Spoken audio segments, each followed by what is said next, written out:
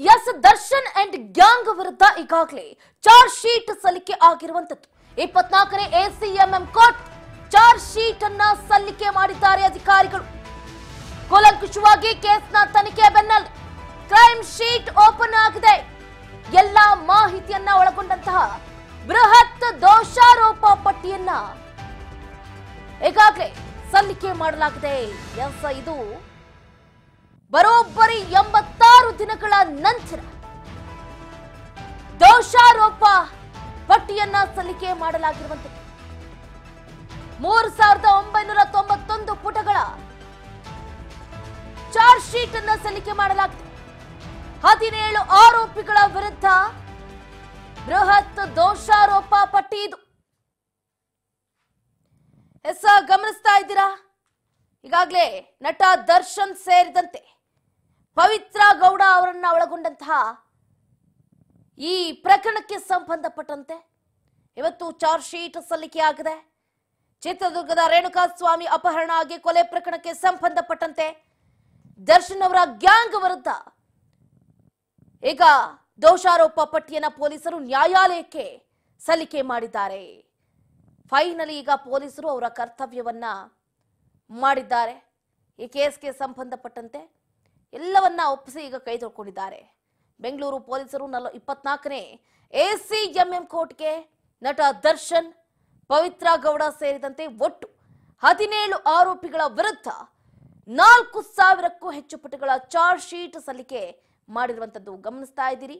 Kamakshipalya police ಠಾಣೆಯಲ್ಲಿ ದಾಖಲಾಗಿದ್ದಂತಹ ರೇಣುಕಾಸ್ವಾಮಿ ಕೊಲೆ ಪ್ರಕರಣದಲ್ಲಿ 17 ವ್ಯಕ್ತಿಗಳ ವಿರುದ್ಧ ಚಾರ್ಜ್ ಶೀಟ್ ಸಲ್ಲಿಕೆ ಮಾಡಲಾಗಿದೆ ಅಂತ ಈಗಾಗಲೇ ಸಾಕ್ಷ್ಯಾಧಾರದ ವಿವರವೂ ಕೂಡ ರಿಲೀಸ್ ಆಗಿದೆ. 27 ಜನ, 164 ಸಾಕ್ಷ್ಯಾಧಾರಗಳು ಎಲ್ಲವನ್ನ ಪೊಲೀಸರು ಕೂಲಂಕುಷವಾಗಿ ಇಲ್ಲಿ ಯಾರು ಪ್ರಶ್ನೆ ಮಾಡಬಾರ್ದು. ಮತ್ತೆ ಹಿಂತಿರುಗಿ ಇನ್ ಕೇಸ್ ಏನಾದರೂ ಕೊಂಚ ಎಡವಟ್ಟಾದರೂ ಕೂಡ ಯಾಕಿಲ್ಲಿ ಏನೋ ಮಿಸ್ಟೇಕ್ ಆಗಿದೆಯಲ್ಲ, ಪೊಲೀಸರ ಕೈವಾಡ ಏನಾದರೂ ಇದೆಯಾ ಅಂತ ಪ್ರಶ್ನೆ ಮಾಡಿಬಿಡ್ತಾರೆ. ಹಾಗಾಗಿ ಪೊಲೀಸರು ಬಹಳ ಸೂಕ್ಷ್ಮವಾಗಿ ಎಲ್ಲವನ್ನ ಪರಿಶೀಲನೆ ಮಾಡಿ ದೋಷಾರೋಪ ಪಟ್ಟಿಯನ್ನ ಸಲ್ಲಿಕೆ ಮಾಡಿದ್ದಾರೆ. ಗಮನಿಸ್ತಾ ಇದ್ದೀರಾ, ಒಂದು ಕಡೆ ಸಾಕ್ಷ್ಯಾಧಾರದ ವಿವರವನ್ನ 27 ಜನ, 164 ಸಿಆರ್ಪಿಸಿ ಅಡಿಯಲ್ಲಿನ ಸಾಕ್ಷಿದಾರರ ಹೇಳಿಕೆಯನ್ನ ಗಮನಿಸೋದ್ರ ಮುಖಾಂತರ ಇವತ್ತು ಚಾರ್ಜ್ ಶೀಟ್ ಅನ್ನ ಸಲ್ಲಿಕೆ ಮಾಡಲಾಗಿರುವಂತದ್ದು. ಬಹಳ ಅಚ್ಚುಕಟ್ಟಾಗಿ ಅವರ ಕಾರ್ಯವೈಖರಿಯನ್ನ ಅಧಿಕಾರಿಗಳು ನಿರ್ವಹಿಸಿದ್ದಾರೆ ಅಂತಾನೆ ಹೇಳ್ಬೋದು. ಬರೋಬ್ಬರಿ 86 ದಿನಗಳ ನಂತರ ದರ್ಶನ್ ವಿರುದ್ಧ ಚಾರ್ಜ್. ಕಾಕಿ ಕೈನಲ್ಲಿ ಡಿ ಗ್ಯಾಂಗ್ ವಿರುದ್ಧ ಸಾಲು ಬ್ರಹ್ಮಾಸ್ತ್ರಗಳಿದೆ. ಚಾರ್ಜ್ ಶೀಟ್ ಜೊತೆ ಎಫ್ಎಸ್ಎಲ್ ರಿಪೋರ್ಟ್ ಕೂಡ ಸಲ್ಲಿಕೆ ಮಾಡಿದ್ದಾರೆ. ಇವತ್ತಿನ ದೋಷಾರೋಪ ಪಟ್ಟಿಯಲ್ಲಿ ಕೂಲಂಕುಷವಾಗಿ ಕೇಸ್ನ ಅಪ್ಡೇಟ್ಗಳನ್ನ ಕೋರ್ಟ್ಗೆ ಒಪ್ಪಿಸಿದ್ದಾರೆ. ಎಲ್ಲಾ ಮಾಹಿತಿಯನ್ನ ಒಳಗೊಂಡಂತಹ ದೋಷಾರೋಪ ಪಟ್ಟಿ ಸಲ್ಲಿಕೆ ಆಗಿದೆ. ಮೊಬೈಲ್ನಲ್ಲಿ ಇದ್ದಂತಹ ಫುಟೇಜ್, ವಿಡಿಯೋಸ್ಗಳನ್ನು ಕೂಡ ರಿಟ್ರೀವ್ ಮಾಡ್ಕೊಂಡು ಹೋಗಿ ಕೋರ್ಟ್ಗೆ ಪ್ರೊಡ್ಯೂಸ್ ಮಾಡಿರುವಂಥದ್ದು. ನಟ ದರ್ಶನ್ಗೆ ರೇಣುಕಾಸ್ವಾಮಿ ಕೊಲೆ ಕೇಸ್ ಕುತ್ತಾಗೆ ಹೋಯ್ತು. ಪೊಲೀಸರು ಚಾರ್ಜ್ ಶೀಟ್ ಅನ್ನ ಸಲ್ಲಿಕೆ ಮಾಡಿದ್ದಾಯ್ತು. ಕೋರ್ಟ್ಗೆ ಚಾರ್ಜ್ ಶೀಟ್ ಸಲ್ಲಿಕೆ ಮಾಡಿದ ನಂತರ ಪೊಲೀಸರು ನಿಜಕ್ಕೂ ಕೂಡ ನಿರಾಳರಾಗಿದ್ದಾರೆ ಅಂತಾನೆ ಹೇಳ್ಬೋದು. ಇದರ ಏತನ್ಮಧ್ಯೆ ದರ್ಶನ್ ವಿರುದ್ಧವಾಗಿ ಪ್ರಬಲ ಸಾಕ್ಷ್ಯಾಧಾರಗಳು ಕೆದಕದಷ್ಟು ಸಿಗ್ತಾನೆ ಇದೆ. ಈಗಾಗಲೇ 4800 ಪುಟಗಳ ದೋಷಾರೋಪ ಪಟ್ಟಿ ಸಲ್ಲಿಕೆ ಮಾಡಿದ್ದಾರೆ. ಇದರಲ್ಲಿ ದರ್ಶನ್ ಅವರನ್ನ A2 ನಿಂದ A1 ಆರೋಪಿ ಮಾಡಿದ್ರೆ ಅದು ಪ್ರಮುಖ ಬೆಳವಣಿಗೆ ಆಗುತ್ತೆ ಅಂತ ಕುತೂಹಲ ಎಲ್ಲರಲ್ಲೂ ಕೂಡ ಕೆರಳಿಸ್ತಾ ಇತ್ತು. ಈಗ ಚಾರ್ಜ್ ಶೀಟ್ ಸಲ್ಲಿಕೆ ಆಗ್ತಾ ಇರುವ ವಿಚಾರ ಕೇಳಿ ದರ್ಶನ್ ಅವರು ಕೂಡ ಇನ್ನು ರಾತ್ರಿ ಇಡೀ ನಿದ್ರೆ ಕೂಡ ಮಾಡಿಲ್ವಂತೆ. ಕೇಸ್ನಲ್ಲಿ ಏನಾಗ್ಬಿಡುತ್ತೋ,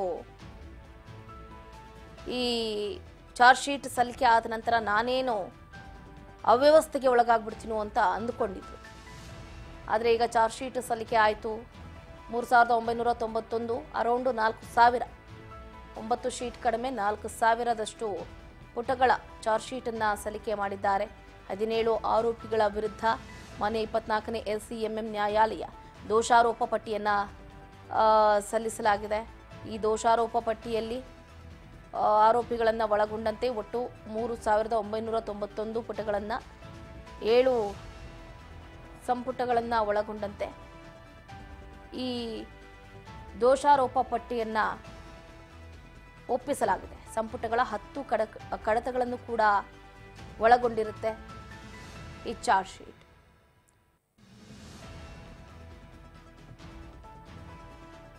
ಒಟ್ಟಾರೆಯಾಗಿ ಈಗಾಗಲೇ ಹೇಳ್ದಾಗೆ ವಿಶೇಷ ಪಬ್ಲಿಕ್ ಪ್ರಾಸಿಕ್ಯೂಟರ್ ಎಸ್ಪಿಪಿ ಸೂಚಿಸಿದ ಸಣ್ಣ ಪುಟ್ಟ ತಪ್ಪುಗಳನ್ನು ಸರಿ ಮಾಡುವ ಕೆಲಸ ಆಗಿತ್ತು. ಯಾವುದೂ ಕೂಡ ಮಿಸ್ಗೈಡ್ ಆಗಬಾರ್ದು, ಯಾವುದೂ ಕೂಡ ಮಿಸ್ಯೂಸ್ ಆಗಬಾರ್ದು. ಟೈಮ್ ಆದರೂ ಪರವಾಗಿಲ್ಲ, ಇನ್ನೂ 1 or 2 ಡೇಸ್ ಬೇಕಾದರೂ ತಗೊಳ್ಳಿ, ಬಟ್ ಚಾರ್ಜ್ ಶೀಟ್ನಲ್ಲಿ ಮಾತ್ರ ಯಾವುದೇ ರೀತಿಯಾದಂಥ ಕಳಂಕ ಇರಬಾರ್ದು ಅಂತ ಇತ್ತ ಎಸ್ಪಿಪಿ ಕೂಡ ಅಧಿಕಾರಿಗಳಿಗೆ ಕಿವಿ ಮಾತನ್ನು ಹೇಳಿದ್ರು. ಹಾಗಾಗಿ ವಿತಿನ್ 90 ಡೇಸ್ ಒಳಗಡೆ ಚಾರ್ಜ್ ಶೀಟನ್ನು ಸಲ್ಲಿಕೆ ಮಾಡಬೇಕಾಗಿತ್ತು. ಆದರೆ ಅಧಿಕಾರಿಗಳು 4 ದಿನದ ಮುಂಚಿತವಾಗಿದೆ, ಅಂದರೆ 86ನೇ ದಿನಕ್ಕೆ ಇವತ್ತು ಬರೋಬ್ಬರಿ 86 ದಿನ ದರ್ಶನ್ ಅವರು ಈ ಕೊಲೆ ಪ್ರಕರಣದಲ್ಲಿ ಸಿಲುಕಾಕೊಂಡ್ರು.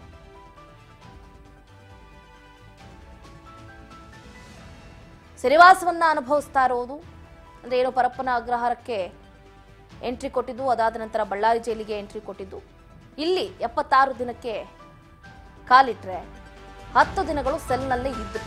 ಟೋಟಲ್ ಆಗಿ 86 ದಿನ ನಟ ದರ್ಶನ್ ಅವರು ಈ ಪ್ರಕರಣದಲ್ಲಿ ಸಿಲುಕಾಕೊಂಡ್ರು.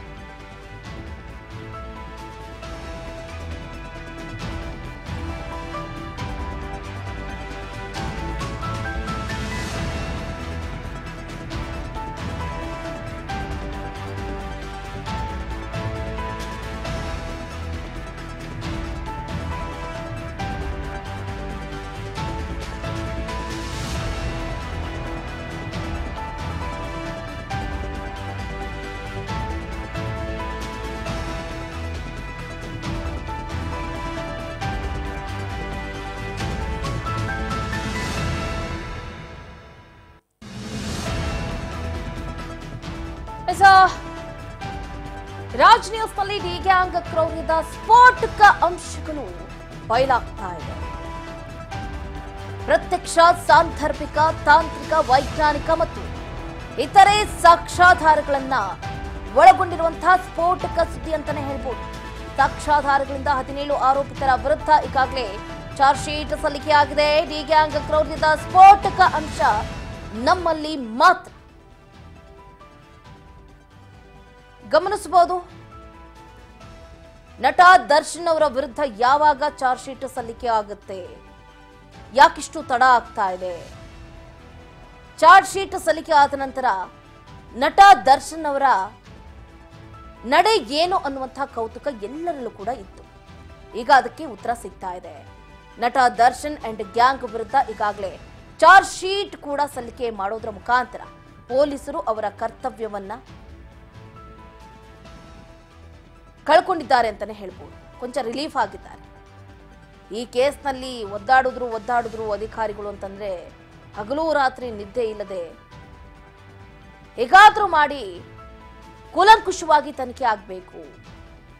ಈ ಪ್ರಕರಣದಲ್ಲಿ ಅನ್ಯಾಯ ಆದವರಿಗೆ ನ್ಯಾಯವನ್ನ ಒದಗಿಸಿಕೊಡಬೇಕು ಅಂತ ಸರ್ಕಾರ ಹಾಗೆ ಪೊಲೀಸ್ ಅಧಿಕಾರಿಗಳು ಸಾಕಷ್ಟು ಪ್ರಯತ್ನವನ್ನ ಪಟ್ಟರು. ಆ ಪ್ರಯತ್ನ ಇವತ್ತು ಫಲಿಸಿದೆ ಅಂತಾನೆ ಹೇಳ್ಬೋದು. ಇವತ್ತು ಸಂಜೆ ಒಳಗಡೆ ಚಾರ್ಜ್ ಶೀಟ್ ಸಲ್ಲಿಕೆ ಮಾಡಬೇಕು ಅಂತ ಅಂದುಕೊಂಡಿದ್ರು 5 ಗಂಟೆ ಒಳಗಡೆ. ಬಟ್ 11 ಗಂಟೆಯ ಒಳಗಡೆನೆ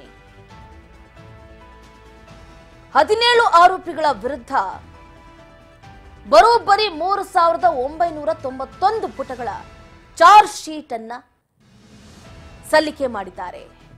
7 ಸಂಪುಟಗಳ 10 ಕಡತಗಳನ್ನು ಕೂಡ ಒಳಗೊಂಡಿರುತ್ತೆ ಈ ಚಾರ್ಜ್ ಶೀಟ್. ಈಗ ಸೂಪರ್ ಕಾಪ್ಗಳ ಪವರ್ ಏನು ಅನ್ನೋದು ಇಡೀ ರಾಜ್ಯಕ್ಕೆ ಗೊತ್ತಾಯಿತು.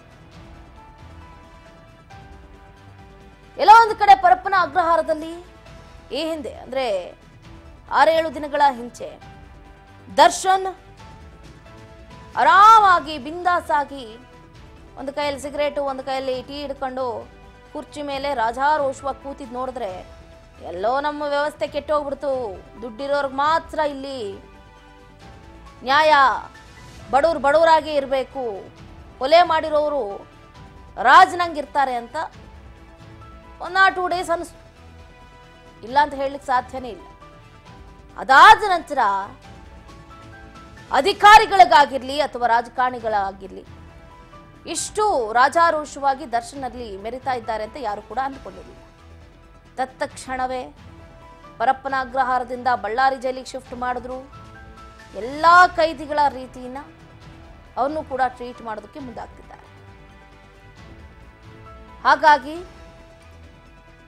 ಒಂದು ಕಡೆ ನಮ್ಮ ಕಾನೂನು ಸುವ್ಯವಸ್ಥೆ ಹದಗೆಟ್ಟಿಲ್ಲ, ಇನ್ನೂ ಕೂಡ ಕಾನೂನು ಸುವ್ಯವಸ್ಥೆ ಭದ್ರವಾಗಿದೆ.